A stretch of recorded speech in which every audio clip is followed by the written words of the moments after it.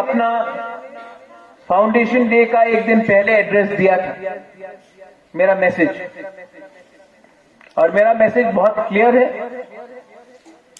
कि आपको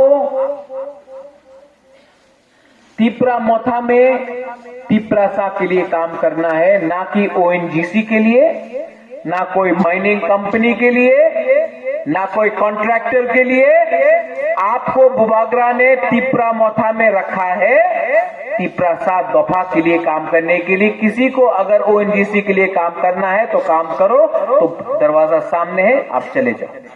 लेकिन ये पार्टी जो खून, जो पसीना बहा के हमने ये पार्टी बनाया है, दफा के लिए बनाया है, ओएनजीसी और कोई कॉन्ट्रैक्टर के लिए नहीं बनाया है।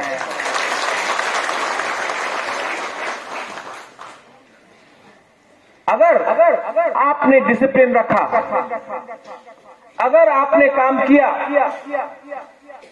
तो बुबागरा, ये लोग क्या बोलता है, ये लोग आपको थोड़ा रंग देगा, कॉन्ट्रैक्टर लोग थोड़ा सा गैस का कंपनी थोड़ा वो देगा, माइनिंग करेगा, बम ब्लास्ट करेगा।